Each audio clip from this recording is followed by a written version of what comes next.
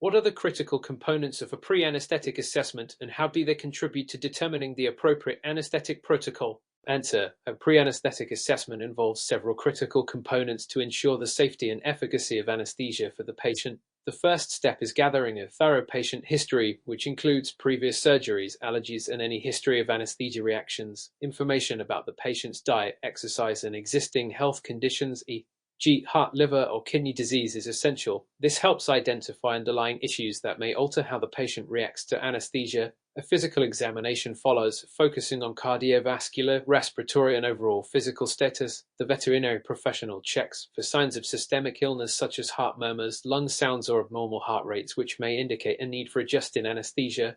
This assessment also includes evaluating the airway, particularly for breeds that may have anatomical challenges, such as brachycephalic dogs. Laboratory tests, such as a complete blood count (CBC), biochemistry, and urinalysis are often recommended to evaluate organ function, electrolytes, and hydration status. These tests provide insights into the patient's ability to metabolize anesthetics and highlight any risks of bleeding, infection, or organ failure. Based on the findings from these assessments, the veterinary team can determine the most suitable anesthetic protocol. For example, if a patient is identified as being at higher risk due to age or existing conditions, the protocol may include lower doses of anesthetics or alternative drugs with fewer side effects. Tailoring the anesthetic protocol helps minimize risks and ensures the patient's safety throughout the procedure. During anesthesia, monitoring equipment indicates a sudden drop in blood pressure. Outline the steps you would take to address this situation and explain the rationale behind each intervention. Answer: a drop in blood pressure during anesthesia requires immediate intervention as it can compromise organ perfusion and lead to hypoxia. The first step in managing hypotension is to check the anesthetic depth. If the patient is too deep under anesthesia, the anesthetic agent should be reduced or temporarily stopped. Excessive anesthetic depth can cause vasodilation, lowering blood pressure. Fluid therapy is the next intervention as it helps increase circulating blood volume, which in turn raises blood pressure. Administering crystalloid fluids like saline or lactated Ringer solution is often the first line of treatment. The amount of fluids given should be based on the patient's size, condition, and the degree of hypotension. If hypotension persists despite adequate fluid administration, vasopressors, e.g., ephedrine or dopamine, should be considered. These medications constrict the blood vessels, thereby raising blood pressure and improving circulation. A dopamine infusion can be particularly useful because it stimulates both the heart to increase output and the blood vessels to constrict. In some cases, temperature regulation should also be assessed. Hypothermia can cause peripheral vasoconstriction, which in turn can increase the risk of hypotension. Ensuring that the patient remains at an optimal temperature using heating pads or other warming techniques helps stabilize blood pressure. Lastly, continuous monitoring of blood pressure, heart rate, and oxygen saturation is essential to assess the effectiveness of interventions. The veterinary team should also closely watch for signs of organ dysfunction if hypotension persists for a prolonged period. Dr. Peters is preparing a dog named Luna for an orthopedic surgery on its hind limb. However, Luna has a history of allergic reactions to latex. What precautions should Dr. Peters and the surgical team take to avoid any adverse reactions? Answer: Dr. Peters must take several crucial precautions to ensure that Luna's surgical experience is safe given the history of latex allergies. All latex-containing materials should be avoided at all costs. This includes latex gloves, catheters, IV tubing, surgical drapes, and even some adhesive bandages. The surgical team should ensure that all equipment is replaced with latex-free alternatives prior to the procedure. The patient's history of allergic reactions should be flagged in the medical records, and the surgical team must be informed so that they can avoid potential latex exposure. It's also important for all equipment to be checked for latex-free certification before use, especially if the surgery involves any disposable products. The surgical team should consider the use of antihistamines or corticosteroids preventively if there is concern about a latent allergic reaction. These medications can help to prevent an allergic response, particularly in cases where exposure to trace amounts of latex is possible. In addition, the surgical staff should monitor Luna closely during the procedure for any signs of an allergic reaction, such as hives, swelling, or difficulty breathing. Having emergency protocols in place, such as epinephrine for anaphylaxis, is vital in case an allergy-related incident occurs.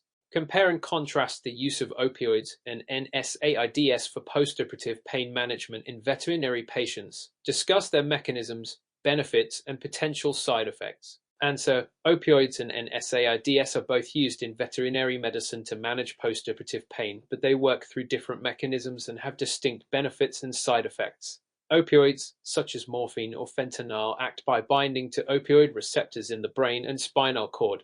This inhibits the transmission of pain signals and alters the perception of pain. Benefits of opioids include their ability to effectively manage moderate to severe pain and provide excellent analgesia.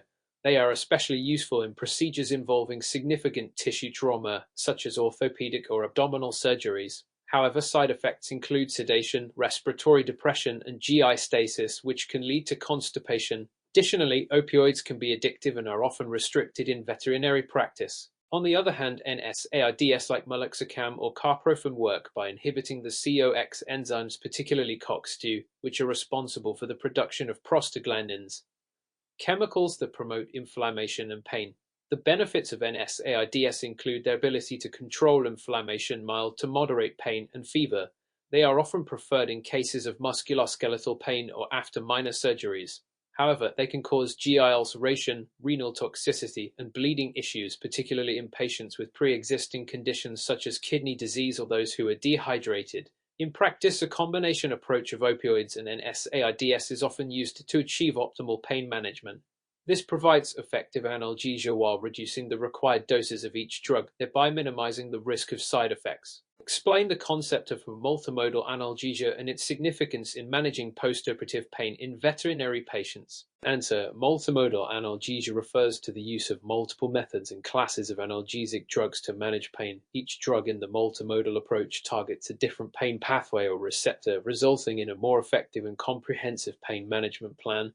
By using multiple drugs, it is possible to achieve better pain control while minimizing the dose of any single drug, thereby reducing the risk of side effects. The significance of multimodal analgesia in postoperative pain management lies in its ability to enhance analgesia and reduce the overall impact of pain on recovery. For example, combining opioids, which provide strong pain relief, with NSAIDs, which reduce inflammation, can provide comprehensive relief from both the intensity and the source of pain. Additionally, local anesthetics, e.g. nerve blocks, can be used to numb specific areas of the body, and alpha-2 agonists can provide sedation and pain relief. Multimodal analgesia also allows for lower doses of each drug, which helps reduce adverse effects. Overall, the goal of multimodal analgesia is to optimize pain relief, speed up recovery, and enhance the welfare of veterinary patients by minimizing the discomfort associated with surgery and reducing the need for high doses of any one medication. Describe the process of autoclaving surgical instruments and explain why it is considered an essential sterilization method in veterinary surgery. Answer: autoclaving is a sterilization process that uses pressurized steam to eliminate bacteria, viruses, fungi, and spores from surgical instruments. This method is one of the most effective ways to achieve sterility, ensuring that surgical tools are free from contaminants that could cause infections during procedures. The autoclave process involves placing the instruments inside a chamber where high-pressure steam is introduced at a temperature of 120 undec 250 deg. This process typically lasts for at least 15 minutes, though the time may vary based on the load, size, and type of instruments being sterilized. The high heat and pressure kill microorganisms by denaturing their proteins and disrupting their cellular structure. Autoclaving is considered an essential method for sterilizing surgical instruments due to its reliability, efficiency, and cost-effectiveness. It is particularly important in veterinary surgery because of the risk of infections, which can lead to complications and prolonged recovery times for patients. Moreover, autoclaving is a safe, standardized method that ensures consistency in sterilization, reducing human error and maintaining high hygiene standards.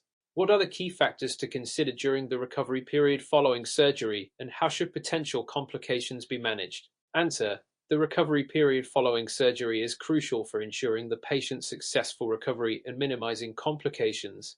Key factors to consider during recovery include temperature regulation, pain management, and monitoring vital signs. Maintaining an optimal body temperature is vital, as anesthetics can cause hypothermia, leading to delayed recovery. Warming blankets or heat pads should be used to prevent hypothermia, particularly in small or elderly patients. Pain management is another critical aspect. Adequate analgesia, including opioids, NSAIDs, and sometimes local anesthetics, should be provided based on the procedure performed. Continuous monitoring of the patient's vital signs, including heart rate, respiratory rate, and blood pressure, is essential to detect any potential complications such as hypovolemic shock, respiratory depression, or arrhythmias. Complications such as postoperative infections, hemorrhage, or wound dehiscence should be anticipated and managed promptly. Signs of infection include swelling, redness, or discharge at the surgical site and should be addressed with appropriate antibiotics. Hemorrhage, if detected, may require further surgical intervention or clotting support. Wound dehiscence, where the surgical wound reopens, can be prevented by ensuring proper suturing techniques and may be treated with additional sutures or surgical revision. Lastly, postoperative monitoring should extend beyond the immediate recovery phase to include regular assessments in the following hours or days, depending on the complexity of the surgery. This ensures that complications are detected early and interventions are provided in a timely manner. Discuss the role of inhalant anesthetics in veterinary practice. How do they differ from injectable anesthetics in terms of their mechanism of action, advantages and disadvantages? Answer: inhalant anesthetics play a critical role in veterinary anesthesia, especially for maintaining anesthesia during surgical procedures. These drugs, such as isoflurane, sevoflurane, and halothane, are administered through a vaporizer, allowing the anesthetic gas to be inhaled into the lungs, where it is absorbed into the bloodstream and transported to the brain to induce general anesthesia. The mechanism of action of inhalant anesthetics involves the depression of the central nervous system (CNS), where they act on specific receptors, including GABA receptors, to enhance inhibitory neurotransmission and suppress excitatory pathways. This results in loss of consciousness, muscle relaxation, and analgesia. Advantages of inhalant anesthetics include their precise control over anesthesia depth, as their effects are rapidly adjusted by altering the concentration of the anesthetic gas. Additionally, inhalants are eliminated through the respiratory system, minimizing the risk of residual effects or organ toxicity. They are also less reliant on liver or kidney metabolism, making them safer for patients with compromised organ function. Disadvantages include the potential for hypotension, respiratory depression, and airway irritation. Inhalant anesthetics also require specialized equipment such as an anesthesia machine and oxygen supply, which can be costly. Furthermore, they may not be ideal for patients with respiratory disease or those requiring prolonged anesthesia due to the potential for accumulation of the drug in the system. In contrast, injectable anesthetics, such as propofol and ketamine, act more rapidly, providing a quicker onset of anesthesia, making them ideal for induction. However, their depth of anesthesia is harder to control compared to inhalants, and they may have longer recovery times or cause postoperative side effects, including cardiovascular instability. Why is fluid therapy essential in surgical patients, and what are the primary types of fluids used in veterinary surgery? Answer: fluid therapy is essential in surgical patients to maintain hydration, blood pressure, and electrolyte balance. Surgery, especially under anesthesia, can lead to fluid loss due to reduced oral intake, blood loss, and evaporation from exposed tissues. Providing fluids helps counteract these losses, supports cardiovascular stability, and promotes efficient organ function. The two primary types of fluids used are crystalloids and colloids. Crystalloids, G-lactated renal solution, normal saline, contain small molecules that can pass easily through blood vessel walls. Colloids, G-heterostock dextran, contain larger molecules that stay within blood vessels longer, making them useful for maintaining intravascular volume in cases of severe blood loss or hypovolemia. Fluid therapy must be carefully monitored to avoid complications such as overhydration or fluid overload, which can lead to pulmonary edema or heart failure in susceptible patients. The rate and type of fluids are chosen based on the patient's weight, pre-existing conditions, and the duration and type of surgery being performed.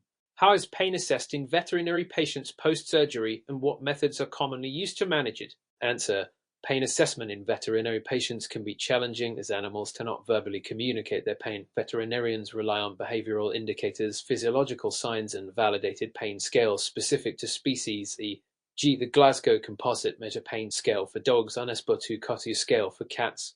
Signs of pain may include restlessness, whining or vocalization, changes in posture, decreased appetite, and reluctance to move. Pain management typically involves a multimodal approach using various classes of analgesics to target different pain pathways, increasing effectiveness while reducing side effects. Commonly used methods include opioids, e.g. morphine, fentanyl, for severe pain, as they provide strong analgesia and can be administered pre- and post-operatively. Non-steroidal anti-inflammatory drugs, NSAIDs, e.g. carprofen, meloxicam, are often used for mild to moderate pain and can be administered long-term. Local anesthetics, G. Lidocaine bupivacaine may be used for nerve blocks or incisional anesthesia to target specific areas, reducing the need for systemic medications. Alpha-2 agonists e.g. dexmedetomidine have sedative and analgesic properties and can be useful in managing post-operative pain and anxiety. Explain the physiological processes involved in the respiratory system of companion animals. Discuss how respiratory conditions like pneumonia might affect gas exchange and the overall respiratory function. Answer. The respiratory system of companion animals consists of the upper and lower airways, including the nasal passages, trachea, bronchi, bronchioles, and alveoli. The primary function of the respiratory system is to facilitate gas exchange. Oxygen from the environment diffuses into the blood, while carbon dioxide is removed from the blood and expelled into the atmosphere. This exchange occurs across the thin alveolar capillary membrane within the lungs. In pneumonia, the alveoli become inflamed due to infection, and fluid may accumulate, obstructing the diffusion of gases. This fluid-filled alveolar space impairs the efficient transfer of oxygen into the bloodstream and the removal of carbon dioxide, leading to hypoxemia at low oxygen levels in the blood. In severe cases, this can result in respiratory acidosis and increase in blood flow, further complicating respiratory function. Veterinary nurses must recognize signs such as coughing, labored breathing, and abnormal lung sounds on auscultation. Management typically includes the administration of antibiotics to treat the underlying infection, oxygen therapy to relieve hypoxia, and supportive care to reduce the workload on the respiratory system. A common cardiac abnormality in small dog breeds is mitral valve disease. Describe the mechanism by which mitral valve disease affects cardiac output and outline the treatment options for managing this condition. Answer. Mitral valve disease, MVD, primarily involves the deterioration of the mitral valve, which separates the left atrium and left ventricle. This valve ensures one-way blood flow, preventing backflow into the atrium during systole when the heart contracts. In MVD, the valve becomes leaky, allowing blood to flow backward into the left atrium instead of being efficiently pumped out to the body. This condition is known as mitral regurgitation. The regurgitation of blood leads to an increased volume of blood in the left atrium, which in turn increases pressure in the pulmonary veins, resulting in fluid accumulation in the lungs, pulmonary edema. Over time, the left ventricle and atrium can become enlarged as they work harder to compensate for the backflow and manage the increased blood volume. This chronic strain reduces the heart's ability to pump effectively, leading to congestive heart failure, CHF, and diminished cardiac output. Treatment typically includes medications to manage the symptoms and improve heart function. Commonly used drugs include SCE inhibitors, e.g. enalapril, to dilate blood vessels and reduce the workload on the heart, diuretics, e.g. furosemide, to reduce fluid buildup in the lungs, and vasodilators to lower blood pressure. In severe cases, surgery or valve replacement may be considered, although this is rare in veterinary practice. Mrs. Collins brings her cat, Whiskers, to the clinic because he has been lethargic, coughing, and having difficulty breathing. After examination, the veterinarian suspects feline asthma. What actions should the veterinary nurse take to assist the veterinarian in managing Whiskers' condition, and what are the key factors to communicate to Mrs. Collins about Whiskers' home care? Answer. As the veterinary nurse, the first priority is to stabilize Whiskers.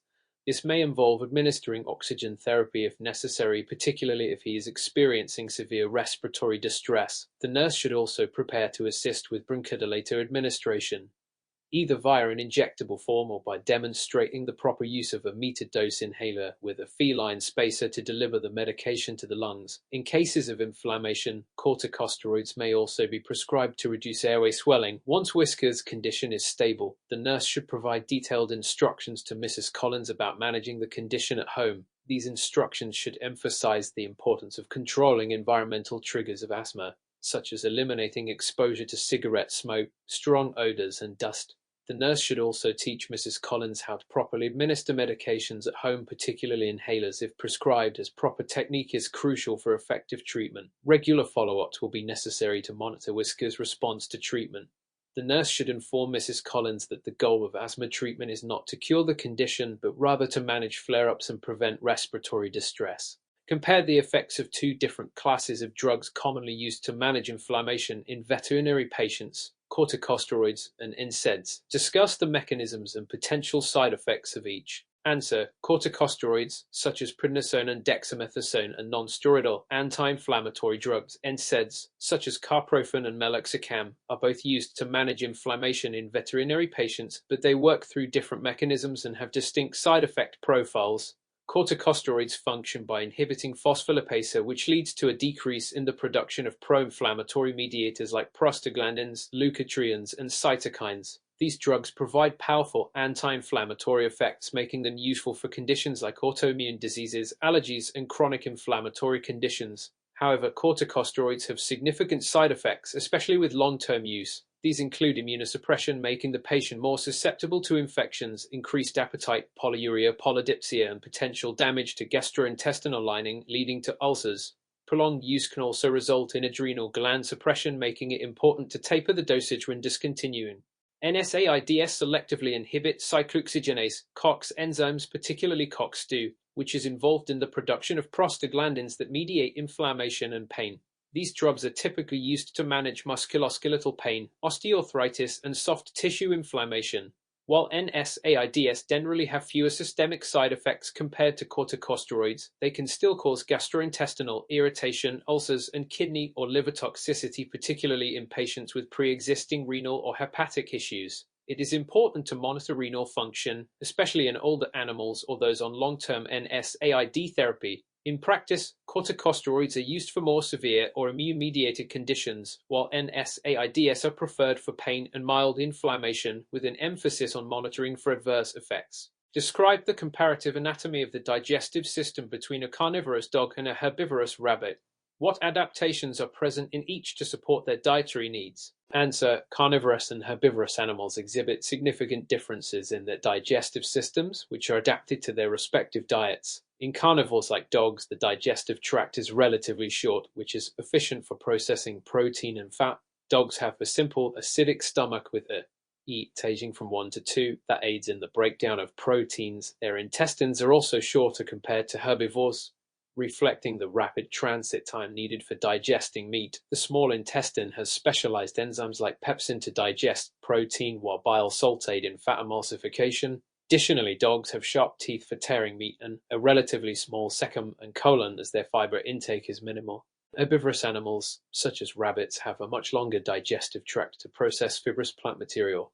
They have a large cecum and colon where microbial fermentation breaks down cellulose, the primary component of plant cell walls, into fatty acids that can be absorbed for energy. Rabbits also have a large number of molars that are adapted for grinding tough plant material. One unique feature of rabbits is their practice of coprophagy, or reingestion of their feces, to maximize nutrient absorption from fermented food.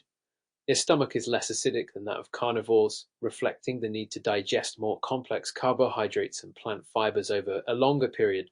Both species are adapted to extract maximum nutrition from their specific diets, with dogs relying on high-protein, high-fat foods and rabbits thriving on fibrous plant materials. What are the main differences between the clinical signs of diabetes mellitus in cats and dogs? How does the management of this condition vary between these species? Answer: diabetes mellitus in both cats and dogs is caused by an insufficient production or ineffective use of insulin, but the clinical presentation and management differ between the species. In dogs, the disease is most commonly seen in middle-aged to older females and is usually associated with an absolute lack of insulin production. Clinical signs include increased thirst, polydipsia, increased urination, polyuria, weight loss despite a good appetite, and lethargy. Dogs may also have cataracts in advanced stages. Diabetic ketoacidosis (DK) is more common in dogs and may present with vomiting, dehydration, and altered mental status. Management involves insulin injections, a balanced diet with controlled carbohydrate content, and regular monitoring of blood glucose levels. In cats, diabetes is often seen in older male cats and is typically associated with insulin resistance, where the body's tissues become less responsive to insulin. The signs are similar to those in dogs: polydipsia, polyuria, and weight loss. But cats may also exhibit increased appetite, polyphagia. Cats are also more prone to concurrent diseases such as urinary tract infections, which can complicate diabetes management. Treatment usually involves insulin injections, but cats may require less insulin than dogs due to their relatively higher sensitivity to the hormone. Dietary management is also critical, with a high-protein, low-carbohydrate diet often recommended. Monitoring blood glucose and adjusting insulin doses is essential for successful management in both species. A client presents their dog with suspected urinary tract infection (UT). What are the common causes of UTIs in companion animals, and what diagnostic methods should be used to confirm the diagnosis? Answer: urinary tract infections (UTIs) in companion animals are most commonly caused by bacterial infections, although fungal infections and bladder stones can also contribute. The most frequent bacterial pathogens are Escherichia coli and Staphylococcus spp, but other gram-negative and gram-positive bacteria may also be involved.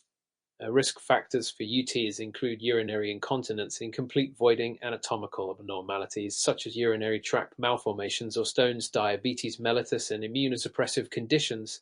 To diagnose a UTI, the veterinary nurse should collect a urine sample using one of three methods: free catch cystocentesis, the preferred method for sterile samples, or catheterization. A urinalysis should be performed to check for abnormal findings like protein, blood, and bacteria. A urine culture and sensitivity test is essential to identify the specific pathogen and determine the appropriate antibiotic for treatment. Urinary imaging, such as radiographs or ultrasound, may be indicated if there is a concern about bladder stones or other structural abnormalities. Once diagnosed, treatment typically involves antibiotics, which should be chosen based on the culture and sensitivity results. Analgesics may also be prescribed to relieve discomfort associated with the infection.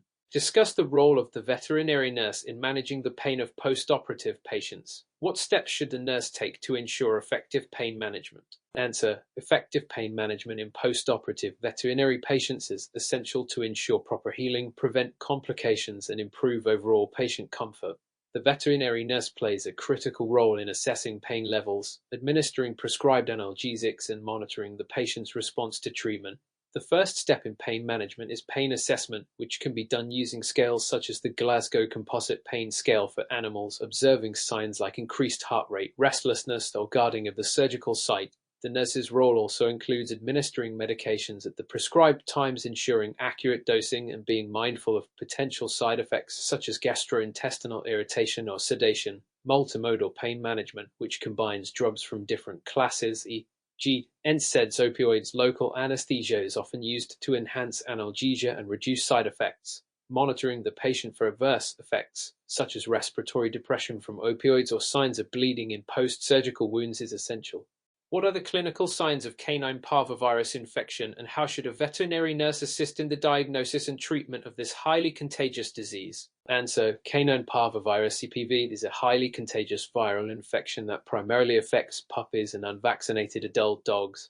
The virus attacks rapidly dividing cells, particularly in the intestines, leading to severe gastrointestinal symptoms. The clinical signs of parvovirus infection include vomiting, diarrhea, which is often bloody, lethargy, loss of appetite, and dehydration. Some dogs may also have a fever or a low body temperature, hypothermia, especially in severe cases. Because parvovirus suppresses the immune system, secondary infections are also common, complicating the disease course. The diagnosis is often confirmed with an in-house SNAP test, which detects viral antigens in the feces, or a PCR test. Supportive care is the cornerstone of treatment, as there is no specific antiviral therapy. Veterinary nurses should assist in administering intravenous fluids to correct dehydration, electrolyte imbalances, and hypoglycemia. Broad-spectrum antibiotics are given to prevent or treat secondary bacterial infections. Antiemetic medications and pain relief may be administered to manage symptoms. Nurses should also ensure strict isolation protocols to prevent the spread of the virus, as CPV is highly contagious. It is essential to educate pet owners about the importance of vaccination as the best preventive measure against parvovirus infection. What are the primary differences between pyometra in dogs and cats, and how should a veterinary nurse assist in managing this condition? Answer: pyometra is a severe and life-threatening infection of the uterus that occurs in unspayed female dogs and cats. While the condition is similar in both species, there are notable differences in presentation, risk factors, and management. Differences: dogs. Pyometra often occurs in middle-aged to older females after a heat cycle due to prolonged exposure to progesterone, which suppresses uterine immune defenses and promotes bacterial growth. Clinical signs include lethargy, fever, loss of appetite, vomiting, and vaginal discharge in open cervix pyometra. Closed cervix pyometra is more critical as there is no drainage, leading to rapid buildup of infection and risk of uterine rupture. Cats. Pyometra in cats is less common because they are induced ovulators. However, it can occur if they have undergone repeated unproductive heat cycles. Cats may show similar signs, but their symptoms can be subtler, such as reduced grooming, hiding, or vague signs of discomfort. Veterinary nurse role: diagnosis support, assist in collecting diagnostic samples such as blood for a complete blood count (CBC) and biochemistry panel to assess infection severity and organ function, support imaging procedures like ultrasound to confirm uterine enlargement and detect fluid accumulation. Pre-surgical preparation: prepare for an emergency ovariohysterectomy spay, which is the definitive treatment. Ensure the patient is stabilized with intravenous fluids, antibiotics, and analgesics. Monitor vital signs and ensure aseptic conditions during the procedure. Post-surgical care: administer prescribed medications, including antibiotics and pain relief. Monitor the incision site for signs of infection such as swelling, redness, or discharge. Educate owners on post-operative care and the importance of spay to prevent recurrence. A pet owner is hesitant about vaccinating a new puppy due to concerns about potential side effects. How should you, as a veterinary nurse, address her concerns while ensuring she understands the importance of vaccination for her pet's health? Answer: when addressing a pet owner's concerns about vaccination, it's essential to create an open and empathetic dialogue. Begin by acknowledging the pet owner's feelings, making them feel heard and understood. Show that you respect their concerns and then gently provide evidence-based information. Explain that vaccines are a critical part of preventive healthcare, helping to protect pets from potentially fatal diseases such as parvovirus and distemper and reducing the likelihood of spreading diseases to other animals and humans. You can reference well-established veterinary practices and guidelines such as those from the American Veterinary Medical Association (AVMA), which support vaccination as essential for the well-being of pets. Explain that while side effects from vaccines are possible, they are rare and generally mild, such as swelling at the injection site or a slight fever. Severe reactions are extremely uncommon and are closely monitored by veterinary professionals. Discussing the risks of not vaccinating is also important. Unvaccinated pets are highly vulnerable to contagious diseases that can severely affect their health and quality of life. Suggest scheduling a follow-up appointment or phone consultation after the vaccination to address any concerns that may arise. What are the physiological effects of hydrotherapy on joint health, and how can it benefit animals with chronic arthritis? Answer: hydrotherapy, particularly when used in the rehabilitation of animals with chronic arthritis, offers several key physiological benefits. The buoyancy of water reduces the weight-bearing stress on the joints, allowing the animal to move more freely without causing additional strain on already damaged or inflamed tissues.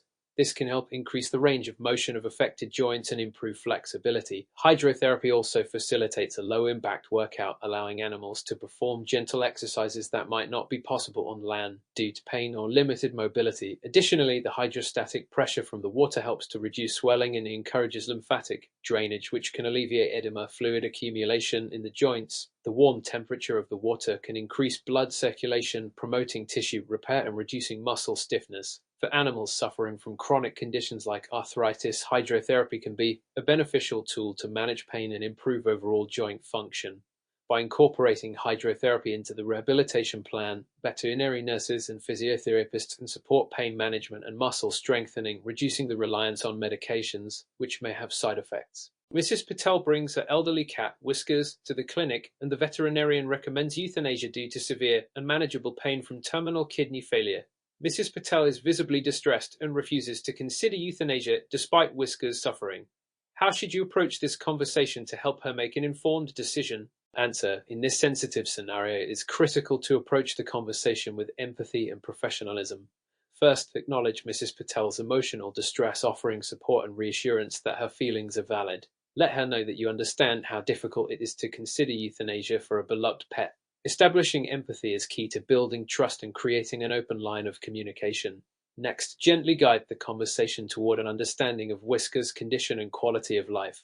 Use clear, compassionate language to explain that terminal kidney failure can cause severe, unmanageable pain and significantly diminish quality of life. Explain that euthanasia, while an emotionally challenging decision, can be a humane option to prevent further suffering. Refer to the guidelines set forth by the American Animal Hospital Association, AHA, which emphasize that euthanasia should be considered when it is in the best interest of the pet's comfort and dignity. Offer alternatives to help Mrs. Patel cope with the decision, such as continuing with palliative care to manage pain for a limited time, allowing her more time to come to terms with the situation. Reassure her that the decision will be made with Whisker's best interests at heart and offer support throughout the process.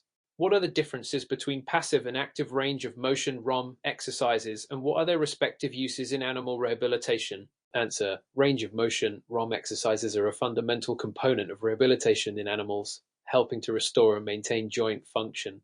The two main types of ROM exercises are passive range of motion PROM and active range of motion ROM. Passive ROM PROM involves the veterinary nurse or rehabilitation therapist moving the joint through its full range without any assistance from the animal. This is typically used for animals that are unable to actively engage their muscles due to pain, injury, or surgery. PROM helps prevent joint stiffness, maintains the integrity of the joint structures, and promotes circulation to the affected area. On the other hand, active ROM exercises require the animal to engage its muscles and move the joint voluntarily. These exercises are used when the animal has regained some level of mobility and is capable of participating in movement. ROM is critical for strengthening the muscles surrounding the joint, improving joint stability, and promoting the return of normal movement patterns. Both PROM and AROM exercises are essential parts of a well-rounded rehabilitation plan, and the type of exercise prescribed will depend on the animal's condition and recovery stage. During a consultation, a client insists on using a home remedy for her dog's skin infection instead of a prescribed antibiotic cream, citing a fear of chemical-based treatments. What is the most effective response ensuring compliance without confrontation? Answer. In this situation, it's important to balance the client's concerns with professional guidance. Start by acknowledging the client's preferences and fears. Empathetic listening shows that you respect their views, which can help build trust. Once you have shown understanding, gently provide education about why antibiotic creams are necessary for treating bacterial infections effectively. Explain that while home remedies may seem appealing, they are generally not as effective at eliminating the bacteria causing the infection and may lead to complications, including the infection worsening or spreading. You can emphasize the safety and efficacy of the prescribed treatment, citing evidence from veterinary guidelines such as those from the American Veterinary Medical Association (AVMA), which recommend antibiotic therapy as the most effective method for treating bacterial skin infections. Highlight that antibiotics have been thoroughly tested for both safety and effectiveness, and their use is based on scientific evidence to ensure the best possible outcome for the pet's health. If the client remains resistant, consider offering a compromise, such as providing information about potential natural remedies that could be used alongside the prescribed treatment to alleviate the pet's discomfort. Describe how therapeutic ultrasound can be used to aid in the healing of muscle injuries in animals and identify any safety precautions that should be taken. Answer. Therapeutic ultrasound is a popular modality used in veterinary rehabilitation to assist in the healing of muscle injuries. The technique uses high-frequency sound waves to penetrate deep into tissues, generating heat and stimulating cellular activity. This process promotes blood circulation, reduces muscle tension, and accelerates tissue repair. Therapeutic ultrasound can also improve collagen production, which is important for healing damaged muscle fibers. The ultrasound waves create a thermal effect that helps to increase metabolic activity within tissues, reducing inflammation and pain. This makes it especially beneficial for soft tissue injuries such as muscle strains or tendinitis. The heat produced by the ultrasound can also increase the extensibility of tissues, making it easier for animals to perform rehabilitation exercises and regain normal function. However, safety precautions are essential when using therapeutic ultrasound. It is critical to avoid using ultrasound on areas with metal implants, as the heat could potentially cause discomfort or damage to the implant.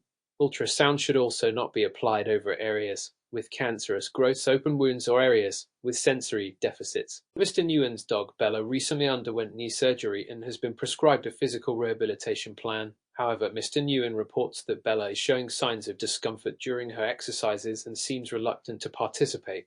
How should you adjust the rehabilitation plan to ensure Bella's comfort while continuing her recovery? Answer. In this situation, it is important to prioritize Bella's comfort while maintaining the progress of her rehabilitation. Start by reviewing the current rehabilitation plan to determine whether any modifications can be made to reduce discomfort. The rehabilitation exercises may need to be adjusted to accommodate Bella's pain levels, and a gradual increase in intensity might be necessary as she builds strength and mobility. Consider revising the frequency and duration of the exercises to prevent overexertion and reduce the intensity of the activities that seem to cause the most discomfort. For example, if Bella is experiencing pain during weight-bearing exercises, incorporating more passive range of motion, PROM exercises, or hydrotherapy could be beneficial, as these are generally less painful and still provide provide therapeutic benefits. Hydrotherapy in particular is often very effective in reducing pain while promoting joint movement and strength. It is also important to ensure that Bella is not being overexerted or pushed too hard during recovery.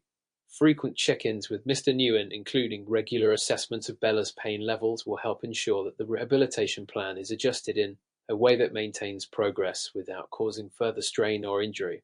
First-time pet owners worried about the financial costs associated with routine veterinary care.